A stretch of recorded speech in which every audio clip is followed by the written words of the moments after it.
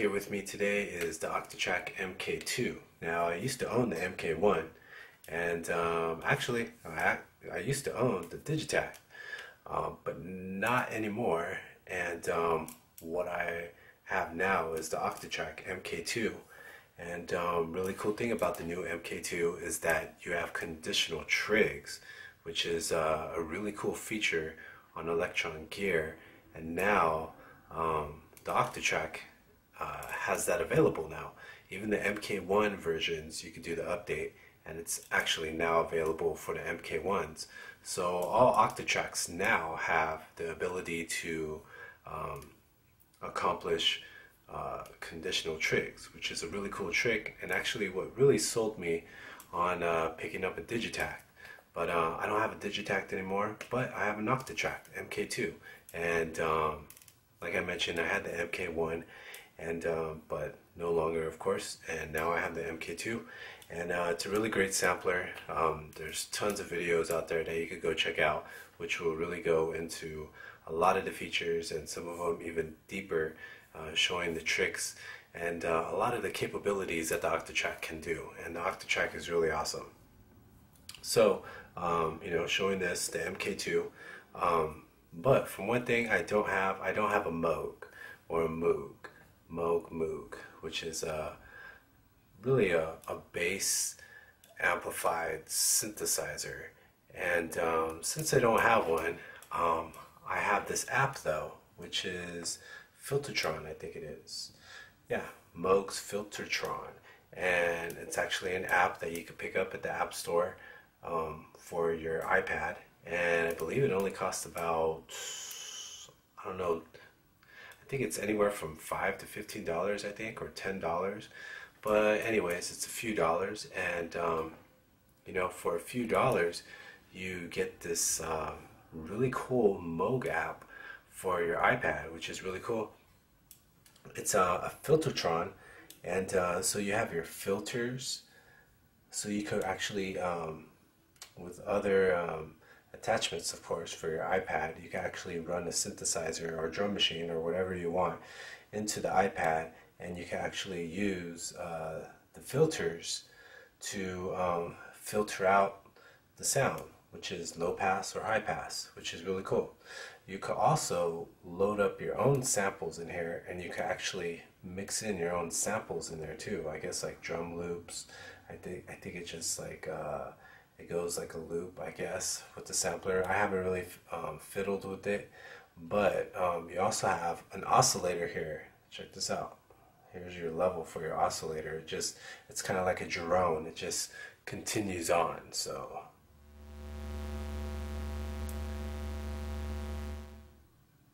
So with that, you can actually record some of that into your Octatrack, and then you could play pretty cool things like this.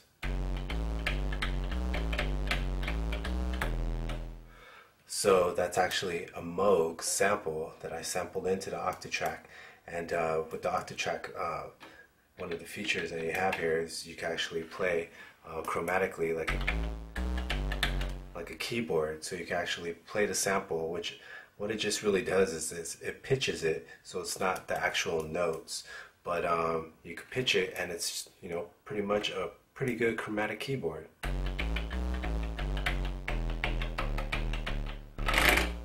So that's pretty cool. That's a feature that the Octatrack has. So if you don't have a Moog, which I don't have, but yet, you know, I wanted some Moog bass, you could just go ahead and sample that into your Octatrack. And that's what I'm going to go over right now.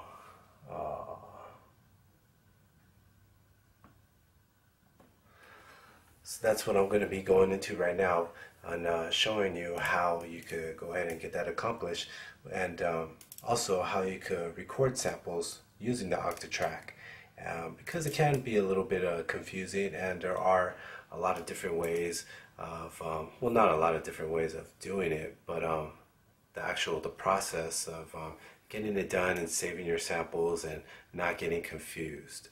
So we're going to actually record some Moog bass into the Octatrack, and I'm going to show you how to do that real quick. So You have actually 8 buffer tracks that you could record samples into. 1, 2, 3, 4, 5, 6, 7, 8. You have 8 buffer tracks. So I'm going to be recording a new sample, collecting a sample from the iPad Moog app into playing it into track 1, which is actually, buffer 1.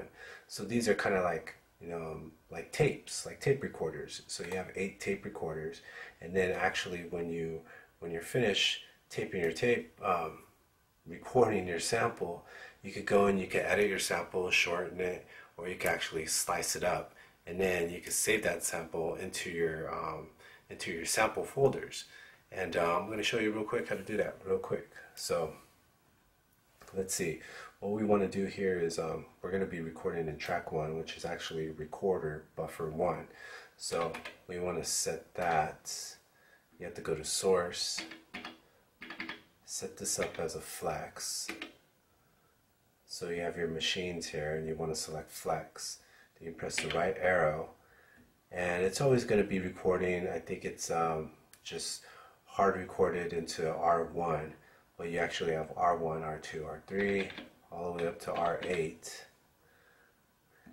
Your first 8 flex samples are actually the sample buffers, and there's 8 of them.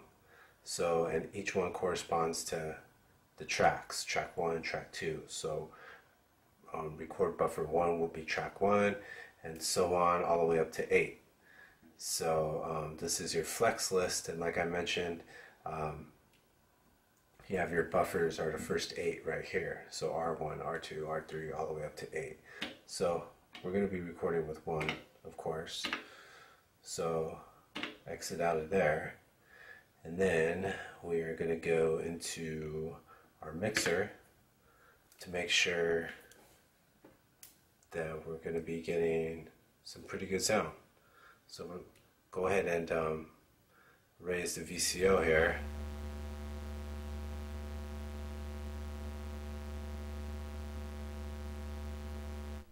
I think I'll just raise it up to like directs about 30, 35. Alright, so we have that ready.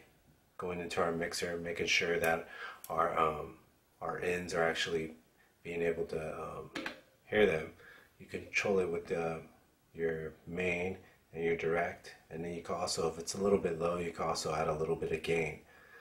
So I have the Moog plugged into inputs AB, so I'm going to be, going into AB and not CD. CD is on the other side. So we got that set up.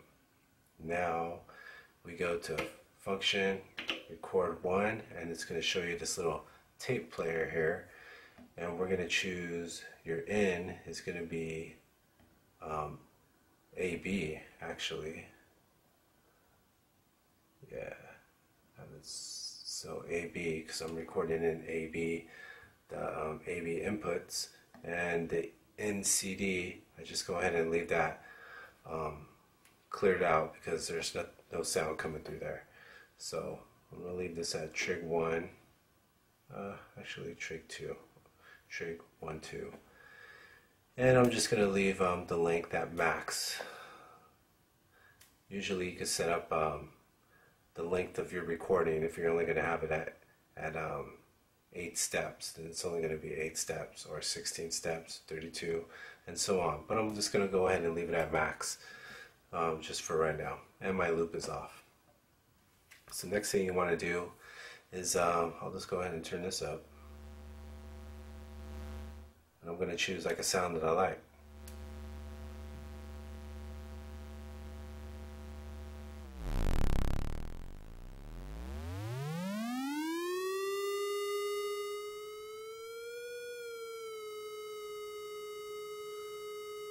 So we'll go ahead and hit record and T1 to start recording, and it's recording, and I press stop to stop the recording. Now I'll go back to my main and turn that VCO down. But we also have effects on here too This app is really cool. You can actually connect the line into this, and you can add delay, you can add amp drive, or you can load in a sample and play that sample too, or just use the VCO. And then you have your like a little key oscillator like pad that you could go ahead and control your envelope, your amp.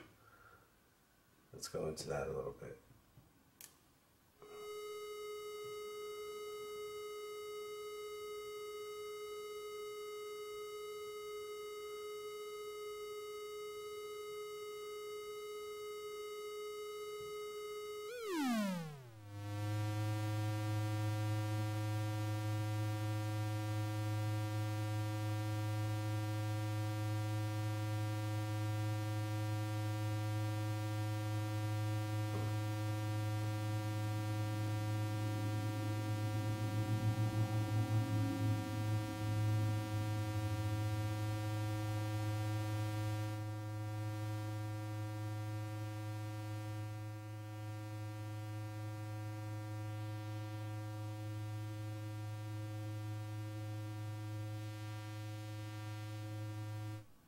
Let's go ahead and record that instead.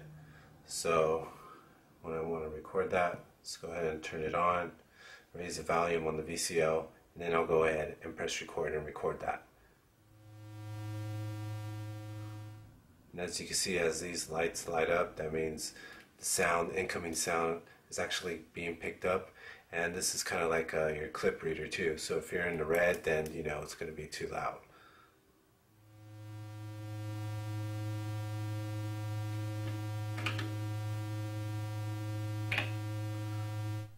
Alright, so I got that. Now what I'm going to do is exit out of the recorder, and then on function, the third record button, you can actually edit the recording that you have. So it's going to give you these options. Edit this recording. I'm going to say yes, and this is your sample that you just recorded. Now you have your other options here, and these buttons correspond to those options. So you have trim, slice, edit, ATTR, which right now off the top of my head I don't know, but you can actually raise the level on the sample, and you can do your time stretching, and then your file, where you're going to be saving it to, what name you're going to be saving it under, and you know, or clear the slot, which would actually be clearing the buffer. You know, if you're done with the sample, you already saved the part of the sample that you want, it's in your directory, then you can go back here and you can clear the slot, and that will clear the buffer for your next recording. If you want to record something into track 1, which would just actually buffer 1, or you could just, you know, go ahead and continue recording in other buffers. But for now I'm just working in track 1, so I'll show you that actually when I'm done fiddling with the sample. So let's get back to that. Here's a sample. I'm going to play it.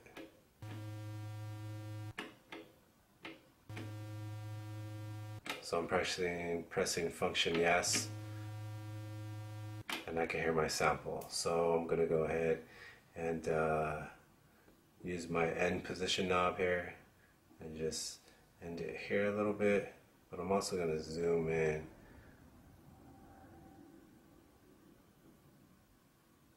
And get it as close as you know, shorten the wave a little bit, save some space. That's actually not too bad.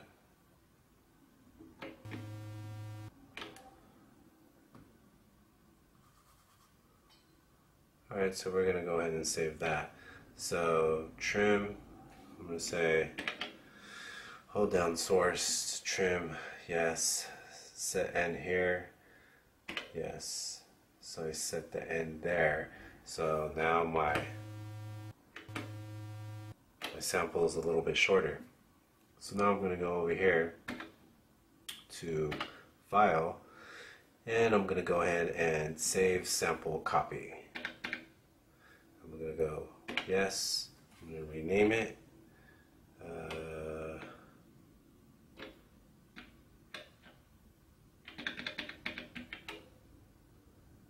Let's go ahead and name it Moog 2.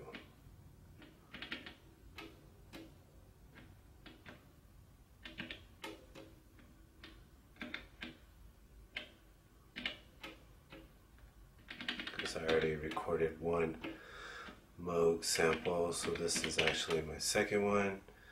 Got a 2 there. I don't know the shortcut to erase right now. A little allergies are bothering me, so I have some Benadryl going through me right now, and so we have it set up as name Moog 2. That's a yes. So we just saved it. Now I'm going to go ahead and clear this buffer because I'm already done with that sample. The sample that I recorded is still sitting there unedited, but I've already shortened the sample and saved a sample of that, saved a sample copy, and it's in my directory, so I no longer need this this recorded sample sitting in my buffer 1. So I'm just going to go ahead and clear that. Clear on content. So this recording, yes. So now exit out of there. If I go here to look at the edit again, it won't show up. I'll actually have to load a new sample. So this is cleared. It's not sitting in there anymore. So now I'm still on track 1. There's nothing there. When I choose something, I'm still in flex. I want to get out of flex because where I saved the sample is actually a static sample now.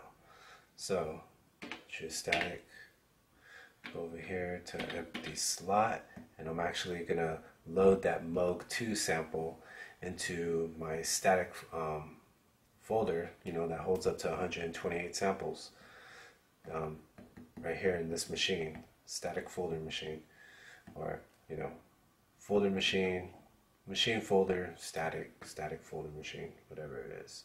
So right, we'll go up out of here, and everything is saved in your audio directory, but you can actually make new directories if you want to have your folder named something else. You can make new directories, which is pretty easy, and everything could be saved into there.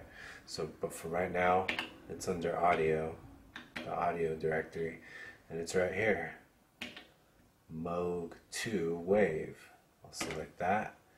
Now it's under my machine static folder as number 72, which it wasn't there earlier. I'll select it, exit out, should be there. And there it is. So the sample is loaded on track 1. I could go ahead and play it chromatically now.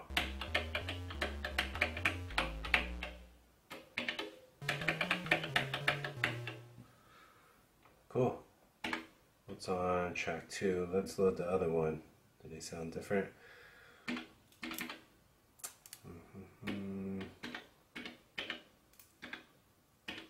I already have the Moog one sitting there in my static folder.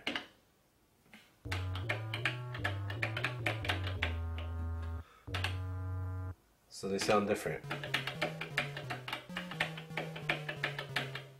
I can go ahead and add some filter on there, some effects.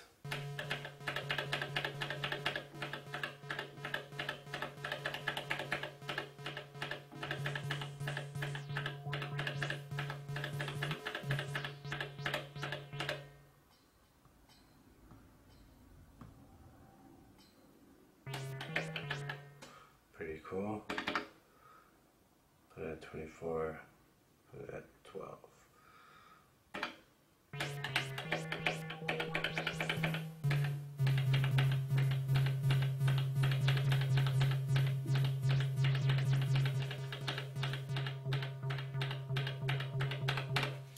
So, I don't own a Moog synthesizer, but I have the Moog Filtatron application or app for my iPad, and there's a VCO here. I could just go ahead and play around with the envelopes.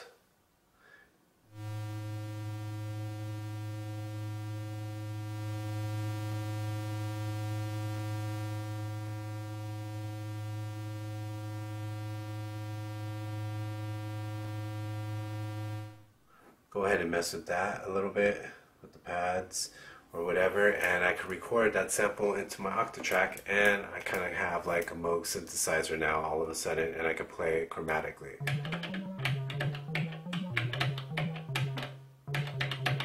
So cool. So I saved about you know, $400–500. Pretty cool. So that's what I just wanted to go over real quick and show you that, and pretty cool. So if you have anything else that you would like to add in, you know, that might be helpful to you know, other people who are checking out this post, then go ahead and leave comments. Don't forget to leave a thumbs up, and don't forget to subscribe, because I'm going to be having more you know, vids coming out, of course, on a lot of new things. So this is Topazzle. I'll catch you later.